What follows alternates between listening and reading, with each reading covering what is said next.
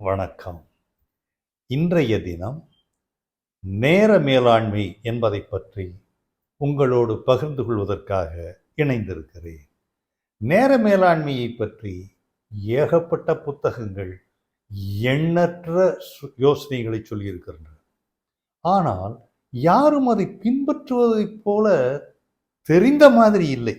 தெரியவில்லை என்று சொல்ல முடியாது, தெரிந்த மாதிரி இல்லை. ஏனென்றால் எல்லோருக்கும் இருப்பது 24 மணி நேரம். இந்த 24 மணி நேரத்திற்குள் தான் அனைத்து பணிகளையும் அனைத்து வேலைகளையும் செய்து முடிக்க வேண்டும். ஆனால் சிலர் நேரமே இல்லை என்று சொல்லுகிறார்கள். சிலர் இந்த நேரம் எப்படித்தான் ஓடுதுன்னு தெரியலன்னு சொல்றாங்க. இவை இரண்டுக்கும் ஒரு சிறு வித்தியாசம்தான்.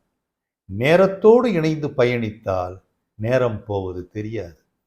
நேரத்தை எங்கே என்று தேடிக்கொண்டு அங்கும் இங்கும் பார்த்து கொண்டு எதுவும் செய்யாமல் இருப்பவர்களுக்கு நேரம் ஓடவே ஓடாது, நின்றுவிடும்.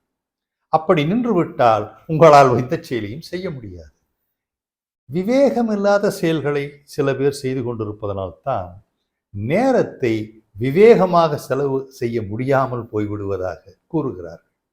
ஏனென்றால் ஒரு குறிப்பிட்ட பணியை குறிப்பிட்ட நேரத்தில் செய்து முடிக்க வேண்டும் என்பது ஒரு தீர்மானம். ஆனால் அது என்ன, எப்ப செய்தால் என்ன, சரி பரவாயில்லை, எப்ப வேண்டுமானாலும் செய்து கொள்ளலாம் என்று இருப்பவர்கள் நேரத்தோடு அதை முடிக்க மாட்டார்கள். இன்றைய நாளில் ஒரு குறிப்பிட்ட நேரம், மறுபடியும் அடுத்த நாளில் வேறு ஒரு நாளில் குறிப்பிட்ட நேரம், இவை அனைத்தையும் கூட்டி பார்க்கும் பொழுது ஒரே ஒரு அமர்வில் செய்ய வேண்டிய வேலைகளை ஏன் 2-3 அமர்வுகளுக்கு மாற்றி அமைத்து நேரத்தை வீணாக்க வேண்டும்? நேரத்தை வீணாக்குபவர்களுக்கு வாழ்க்கையின் அடிப்படை வெற்றி கிடைப்பது மிகவும் அரிது. தோல்விகள் நேரத்தால் பெரிதும் நிர்ணயிக்கப்படுகின்றன. வெற்றிகள் நேரத்தால் பெரிதும் ஊக்குவிக்கப்படுகின்றன. ஏனென்றால் நேரத்தை வைத்துக்கொண்டு வெற்றியை அடைவது எளிது. நேரத்தை வைத்துக்கொண்டு தோல்வியை அடைவதும் எளிது. எப்படி என்றால் அதை நாம் செய்யாமல் பிறகு பார்த்து கொள்ளலாம். அதாவது புரோக்ராஸ்டினேஷன் என்று சொல்லுவார்கள். ஒத்தி வைப்பது. ஒத்தி வைத்து கொண்டே இருந்தால் எந்த வேலையும் செய்து முடிக்க முடியாதல்லவா? எந்த வழியில் எந்த முறையில் உள்ள வேலைகளை எப்படி மாற்றி செய்தாலும் இந்த 24 மணி நேரத்திற்குள் தானே செய்ய வேண்டும். அப்போ இந்த 24 மணி நேரத்தை வீணாக செலவழித்து விட்டு நேரமில்லை என்று சொல்லுவது விவேகமா? எண்ணி பாருங்கள். நேரமும் கல்வியும் ஒரு வகையில் ஒன்றுதான். வெள்ளத்தால் போகாது, வெந்தணலால் வேகாது, வேந்தராலும் கொள்ள இயலாது, அறிவு சார்ந்த சிந்தனை நேரத்தை சேமிக்க உதவும். அறிவு சார்ந்த சிந்தனையை எப்படி செய்வது? இவையெல்லாம் நேரத்தை பற்றி நாம் பேசும் பொழுது சில பழைய விஷயங்களையும் ஒரு கோடிட்டு காட்டி சொல்வது நன்றாக இருக்கும். மாயன் பிரிவைச் சேர்ந்தவர்கள், மாயன் என்ற ஒரு மனித கூட்டம் ஒரு இடத்தில் இருந்தது, சொசைட்டி.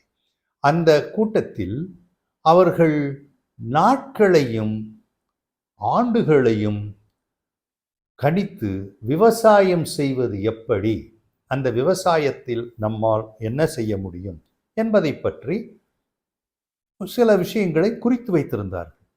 கடிகாரங்கள் அப்பொழுது கிடையாது.